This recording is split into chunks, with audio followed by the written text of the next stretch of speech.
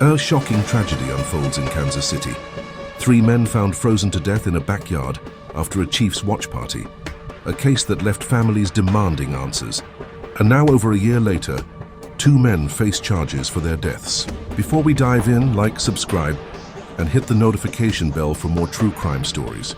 On January 7, 2024, Ricky Johnson Jr., a David Harrington, and Clayton McGeeney attended a watch party at the home of Jordan Willis. The night was supposed to be filled with excitement as the Kansas City Chiefs played their final regular season game. Friends gathered, drinks were poured, and celebrations went late into the night. But the next morning, something was terribly wrong. None of the 3 men had returned home. 2 days later, on January 9th, McGeeney's fiancée made a horrific discovery. Their bodies, frozen solid, were lying outside Willis's house and abandoned in the backyard. The chilling scene was unimaginable. 3 healthy young men now lifeless in the middle of winter. But how did this happen? At first, authorities found no immediate signs of foul play. No gunshot wounds, no visible injuries, no clear struggle. The shocking case left police and the community with more questions than answers. The autopsy results would bring a dark and tragic revelation. Toxicology reports confirmed all 3 men had fentanyl and cocaine in their systems, with levels far exceeding the lethal dose. This wasn't just an accident, this was a fatal overdose. Fentanyl, a synthetic opioid, is up to 50 times more potent than heroin. Just a few milligrams can be deadly. But where did the drugs come from? And why did all 3 men end up dead outside? As police investigated, they turned their attention to Jordan Willis, the man who hosted the party. A search of his home uncovered plastic bags filled with cocaine and fentanyl.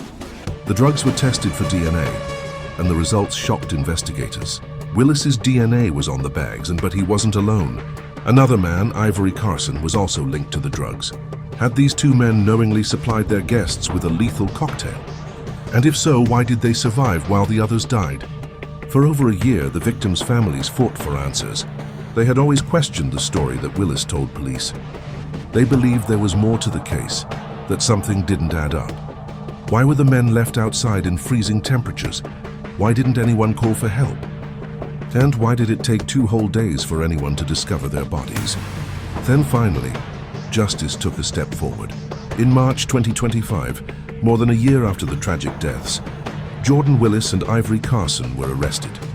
They were charged with 3 counts of involuntary manslaughter and 2 counts of distributing controlled substances. If convicted, they could each face up to 10 years in prison.